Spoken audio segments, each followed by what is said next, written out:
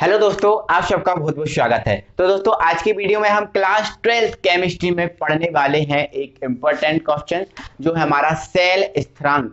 ये सेल स्थिरांक क्या चीज है, सेल कांस्टेंट क्या चीज है, इसके बाद सेल स्थिरांक और जो विशिष्ट चालकता होती है उसमें संबंध है ना। तो ध्यान रखना, सेल स्थिरांक क्या है ये चीज हम पढ़ने वाले हैं। इसके बाद हम जो सेल स्थिरांक और विशिष्ट चालकता होती है उसमें संबंध स्थापित करने वाले हैं। तो मेरे भाई इन दो क्वेश्चंस को आज की वीडियो में हम पूरा फिनिश करेंगे, ठीक है। तो देखते हैं मेरे भाई, स्टार्ट करते हैं। बड़े मस्त तरीके से आपको बहुत क्लियरली आपको समझाने वाला हूं, ठीक है।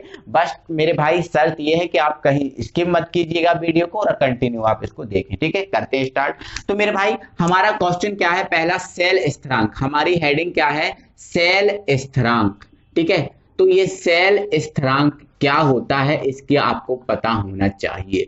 तो मेरे भाई जो आपका सेल कांस्टेंट होता है, सेल स्थिरांक या आपका सेल कांस्टेंट ये है। तो सेल कांस्टेंट को आपको पता होने से पहले मेरे भाई जो सेल है, आपको दिख रहा है ना ये सेल क्या चीज है, पहले ना आपको इसके बारे में पता होना चाहिए कि ये सेल क्या है। यदि आपको सेल पता चल गया तो सेल स्थिरांक के बारे में आप आसानी से पता कर लेंगे, ठीक है। तो पहले हम दोस्तों सेल को आपको समझाते हैं। तो दोस्तों सेल अगर है तो सेल में एक पात्र होता है, सेल अगर है तो उस सेल में क्या होता है, एक पात्र होता है। जैसे हमारे घर में आपने देखा होगा, हमारे घर में घड़ी का सेल हुआ, रेडियो का सेल हुआ, एवर रेडी छोटा सा सेल डलता है। इस सेल को अगर है तो इस सेल के लिए पात्र, तो हमारा जो एवर रेडी सेल है उसमें भी तो एक बड़ा इतना बड़ा सेल होता है, तो वो भी तो एक पात्र है ना। तो ध्यान रखना, तो सेल होने के लिए क्या होना चाहिए, एक पात्र होना चाहिए, ठीक है। ये पात्र होता है सेल में। अब उस सेल में ना दो छड़ें डूबी रहती हैं। क्या होता है, उस सेल में दो छड़ें डूबी रहती हैं, ठीक है। अब दो छड़ें डूबी रहती हैं, तो मान लिया मैंने ये दो छड़ें उस सेल में डूबी हैं, ठीक है। कोई भी अगर सेल है तो सेल होगा तो उसमें दो छड़ें जरूर डूबे होंगे। अगर दो छड़ें नहीं होंगी तो वो कोई सेल नहीं होगा, सेल वो नहीं होगा। तो मतलब सेल होने के लिए जरूरी है कि उसमें दो छड़ें डूबी रहेंगी, है ना।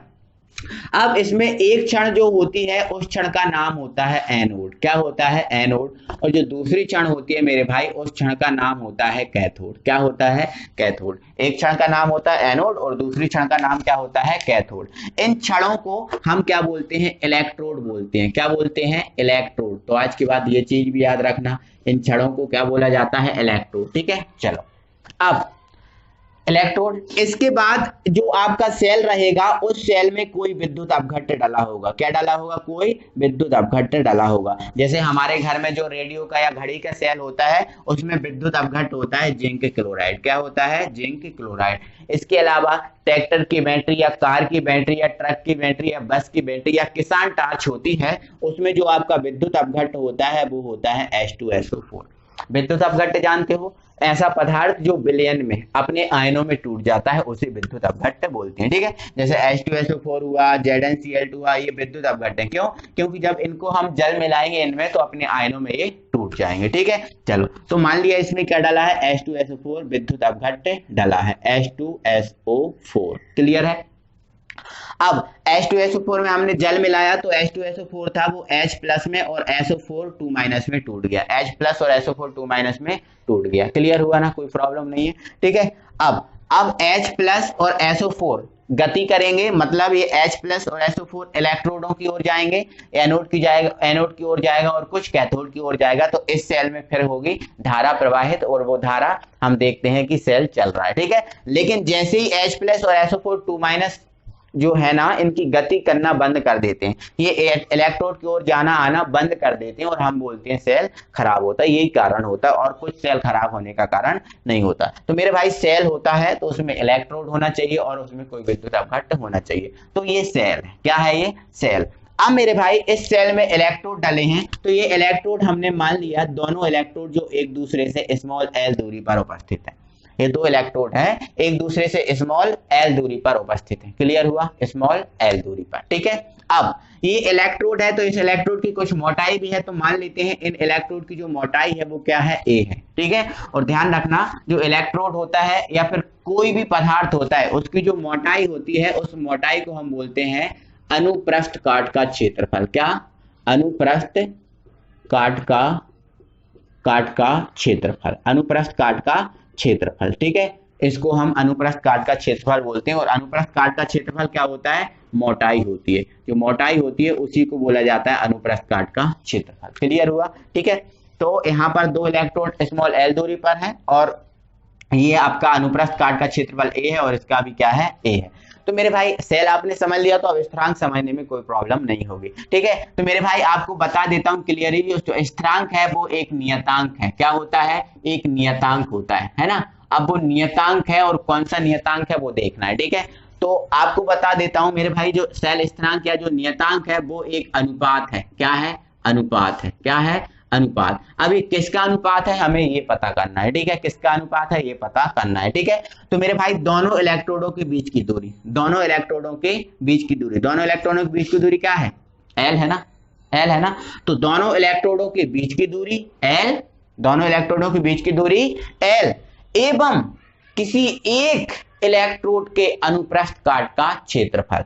अब अनुप्रस्थ काट का क्षेत्रफल a, तो इसका भी है इसका भी है, किसी एक का लेना है, समझ रहे हो ना, किसी एक का, है ना। तो 2 इलेक्ट्रोडों के बीच की दूरी l एवं किसी एक इलेक्ट्रोड के अनुप्रस्थ काट के क्षेत्रफल का जो अनुपात बना। अब यहाँ के जो अनुपात बन गया, ये लंबाई इलेक्ट्रोडों की और ये अनुप्रस्थ काट का क्षेत्रफल। अब जो आके अनुपात बना है, इसी अनुपात का नाम होगा सेल स्थिरांक।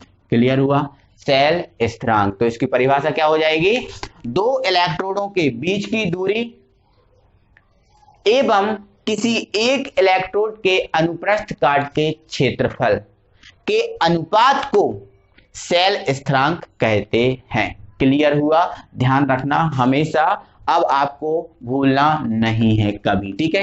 तो क्लियर है। तो आपका जो सेल स्थिरांक है मेरे भाई, इस सेल स्थिरांक का आपका जो फॉर्मूला बन गया है वो क्या बन गया आपका, G बराबर L/A, ठीक है। तो ये आपका सेल स्थिरांक का सूत्र है। और जो आपका सेल स्थिरांक है, ध्यान रखना इसको G से व्यक्त करेंगे, ठीक है।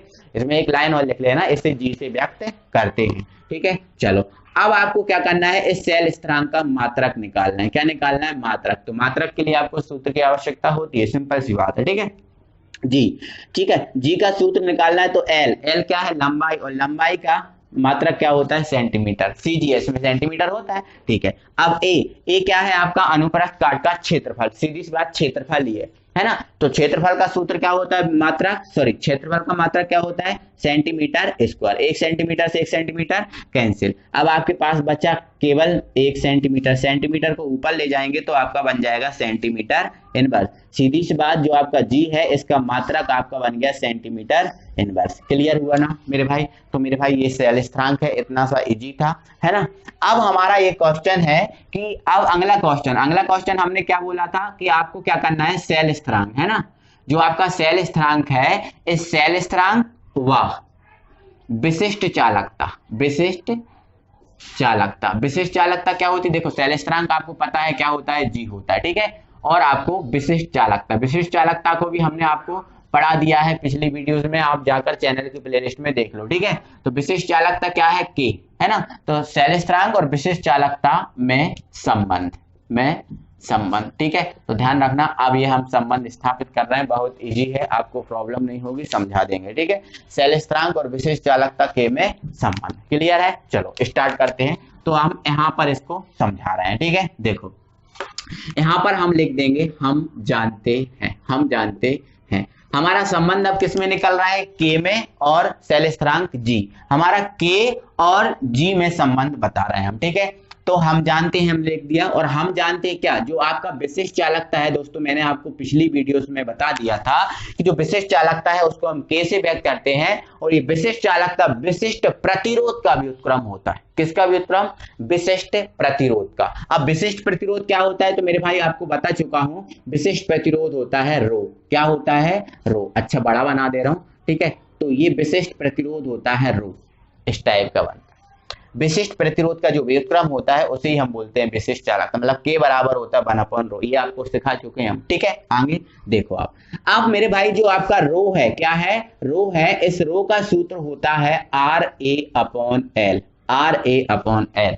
ये भी आपको पढ़ा चुके हैं मेरे भाई। आपको हर रोज शाम को 5 बजे वीडियो प्रोवाइड की जाती है, तो आप टाइम से आए और शाम को 5 बजे वीडियो आपको मिल जाती है, आप देखें, कोई प्रॉब्लम नहीं है। इसके अलावा कोई वीडियो मिस हो जाती है तो आप चैनल की प्लेलिस्ट में जाएं और चैनल की प्लेलिस्ट में आप सभी वीडियोस को क्रम से देख सकते हैं मेरे भाई। अपना लॉस ना करें, अगर आप हमारे साथ जुड़े हैं तो आपका हम कभी लॉस नहीं होने देंगे। 100% आपको सब कुछ चीजों को सिखाएंगे, ठीक है। चलो, है ना। तो रो बराबर आर ए अपॉन एल, तो रो की जगह हम क्या रख देंगे, देखो ये 1 और रो की जगह हम रख देंगे आर ए अपॉन एल, तो ये आर ए अपॉन एल, ठीक है। फर्स्ट सेकंड थर्ड, और थर्ड वाला जो है ना वो कहाँ जाता है, ऊपर। फर्स्ट सेकंड थर्ड वाला ऊपर, तो आपका जो एल है वो ऊपर चला गया, तो अपना बन गया एल और अपॉन में क्या हो गया आर ए, एल और अपॉन में क्या होगा आर ए। अब मेरे भाई आगे हमें करना क्या है, और आपको क्या करना है कि जो आपका दिख रहा है एल और आपका दिख रहा है ए, तो एल और ए को आपको अलग करना है और आर को अलग करना है, ठीक है। तो आप क्या कीजिए मेरे भाई, ये आपका लिखा है के, ठीक है। इस आर को ना आप 1 अपॉन आर लिख सकते हैं, कोई प्रॉब्लम नहीं है। एल और ए तो है ही, तो ये एल अपॉन ए, तो हम क्या किया है, इनको अलग किया है, बस इनको हम केवल अलग किया है। आगे अब मेरे भाई आपका जो 1 अपॉन आर है, अब ये क्या है, प्रतिरोध का व्युत्क्रम। ये प्रतिरोध होता है ना आर, और ये आपका बन गया प्रतिरोध का व्युत्क्रम। तो प्रतिरोध का व्युत्क्रम जो होता है मेरे भाई उसे हम चालकता बोलते हैं। क्या बोलते हैं, चालकता, और चालकता को हम सी से व्यक्त करते हैं। प्रतिरोध का व्युत्क्रम चालकता। आगे एल अपॉन ए, तो एल और ये आपका ए, तो एल अपॉन ए हो गया, ठीक है। तो ये मेरे भाई एल अपॉन जो ए होता है, ये एल अपॉन ए क्या होता है ना, आपने खुद अभी तो पढ़ाया, एल अपॉन ए, एल अपॉन ए क्या होता है जी, तो मतलब इसकी वैल्यू किसके बराबर हो जाएगी, जी की बराबर हो जाएगी, समझ गए ना। तो आप इधर देखो, ये आपको दिख रहा है के, 1 अपॉन आर की जगह आप रख सकते हो सी, तो रख दिया सी डॉट, एल अपॉन ए की जगह क्या रख सकते हो आप, जी, तो ये रख दिया आपने जी, समझ गए ना। तो मेरे भाई ये आपका विशिष्ट चालकता है और ये आपका सेल स्थिरांक है। तो ये विशिष्ट चालकता और सेल स्थिरांक में क्या हुआ, संबंध, ठीक है। यही संबंध है, यही संबंध है, ठीक है। किसमें, विशिष्ट चालकता और सेल स्थिरांक में। आई होप कि आपको समझ में आया होगा, कोई प्रॉब्लम नहीं है मेरे भाई। आपको बिल्कुल इजी लैंग्वेज में, बहुत इजी लैंग्वेज में आपको समझाता हूँ, और मुझसे जुड़ने पर आपको 100% फायदा होने वाला है। 100% आपका रिजल्ट बनने वाला है। कभी ना कभी आपको नुकसान नहीं होगा, कुछ भी, किसी भी प्रकार का, ठीक है। थैंक यू वेरी मच, मिलते हैं दोस्तों अगली वीडियो में।